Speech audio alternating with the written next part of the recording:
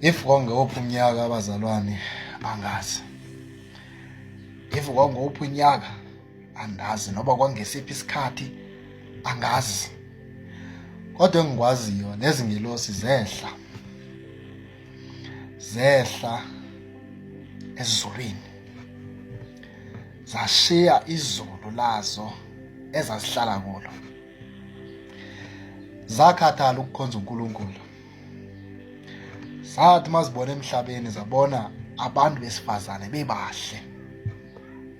Ngelo xesha umhlaba wawungcwele, umhlaba wawungakakwazi ukungcola, wawuqondile umhlaba, uqondile nje.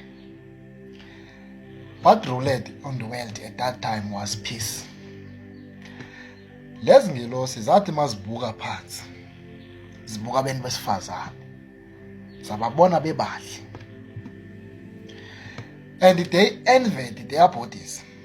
Zange zifune ukuba zibe zingelosi. Ngenamba zaziyi-200 zazikhokhelwa ingelosi, kwakuthiwa igama lazo nguSamyaza. Zazikhokhelwa ingelosi kwakuthiwa nguSamyaza. Enye ingelosi yayizikhokhelwa kwakuthiwa ngu-Asmodeus. Lezi ngelosi njengoba zaziyi-200, umsebenzi wazo was to guard the first heaven. They were zazizi-leaders lezi ngelosi,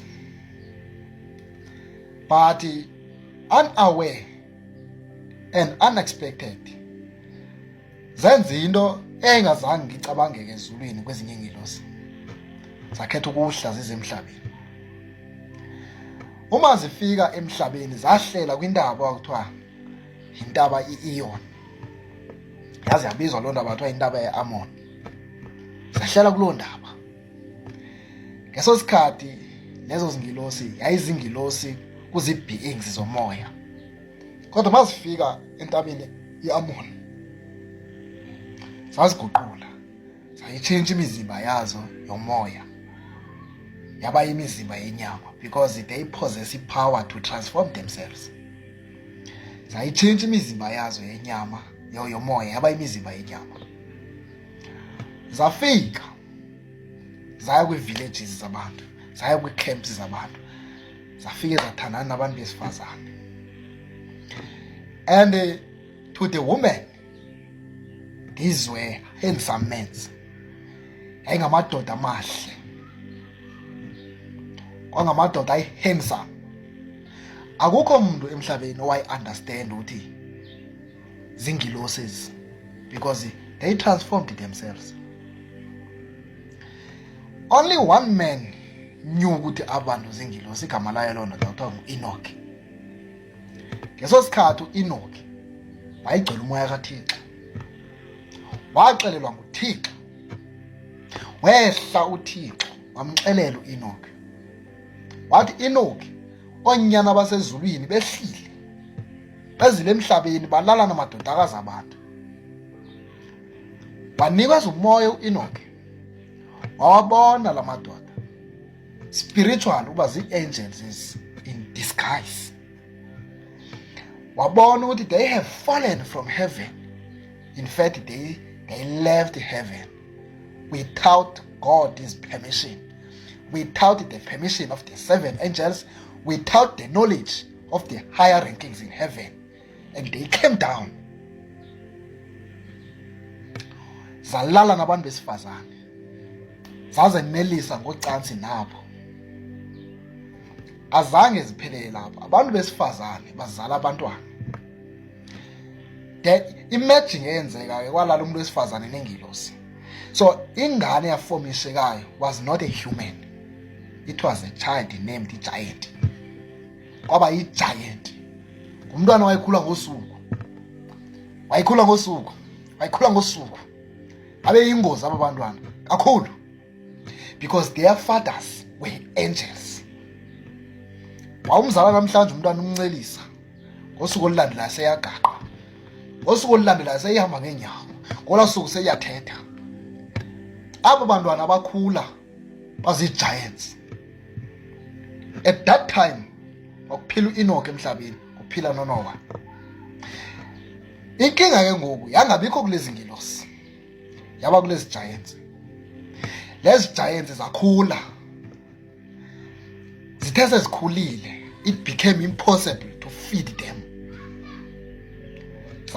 Zangasanikwa ukudla okuncinane, zazibamba abantu, zibalimaza, zisela igazi labo, zazibamba izilwanyana, zizikrempula phakathi, zisitya inyama yazo, until ukubakho kwazo kwaba yingcindezelo ebantwini. People cried. Lade ilizwi labo lenyuka lawufika ezulwini, angazi noba lafikela ukuthima lenze njani, because uNkulunkulu zangasiphendula leso sikhalo. Instead uNkulunkulu became enraged. Kuphelelanga lapho. Laba abangonyana bakaNkulunkulu, they transformed the angels. Zona zenze into engaphezulu. They revealed the secrets. They revealed the secrets of heaven. They revealed the things that they were not to be hidden, that they were not to be disclosed, that they were not to be displayed. They revealed them. Zakhuluma nabantu, zabatshela ukuthi imithi yenziwa kanjani, zabatshela ukuthi ilanga lihamba kanjani, zabatshela ukuthi ilizwi labantu bethandaza lifika kanjani ezulwini, zabatshela ingilosi, zatshela imfihlelo yasibhakabhakeni, zabatshela imfihlelo yenyanga, zabatshela imfihlelo yintoni izitars, zababonisa imilingo ukuthi yakhiwa kanjani, until the world became corrupt. Umhlaba wangcola. uNkulunkulu wathumela ingilosi, ongiphi igama layo, mangayabiza igama lengilosi. Wathuma ingilosi yehla, yafika yakhuluma noEnoch.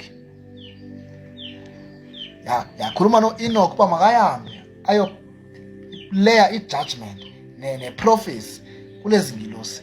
Yathi zazingabantu ngeso sikhathi, but uEnoch wayezazi ukuthi zizingilosi. Wazihlanganisa, wakhuluma nazo, uba nina sokuphuma isigwebo phambi kwenu, uNkulunkulu unimisela isigwebo nizawugwetywa. Uthe makusuka lapho uNkulunkulu wathuma le ngilosi uba mayihambe kuNowa. Yafika yathi uNowa makazifihle, angaveli, makazifihle. Ngeso sikhathi zangithi uNkulunkulu makaye kuNowa, yathi makaye unyana kaLameki. Unyana kaLameki yayinginowa ke, wasifihla. And then God brought i-floods, and uEnoch wayitsheliwe nge-floods, and uNoah wayitsheliwe nge-floods. The difference between these righteous men is that Enoch was to be catch up into heaven, and then uNoah was to be hidden. Will lay a prophecy of the flood. Then lezi ngilosi lezi, the giants, were to be wiped away by the floods. And then konke kwakuzocinga nje kusala abantu abalungile. But the spirit of Satan, the spirit of Lucifer, zange sicime sona, sasala. It is a spirit kaloku. It's not a being, object, product. It's being, spirit. Ayibonakala umoya, wasala umoya wakhe. So ngisakhuluma ke ngoku ngalezi angels. Angifuni ukubalisa ngazo kakhulu, but that's what happened. uNkulunkulu, the reason he brought flood, wasongcolile kakhulu umhlaba. Wasongcole kakhulu because lezi ngilosi zathi masehla zahlela esiqithini lapho kwafika kwabalekela khona uKhayini. Zavelela khona lapho uNkulunkulu wacaphuliswa yilonto because umhlaba wangcola. Lezo ngilosi zagwetywa. They were bounded to the fifth heaven and the second heaven. Ngohlobo ezone ngalo. Yes, that's the secret. So I call this video part 1. Maybe I come with part 2, disclosing about Lucifer.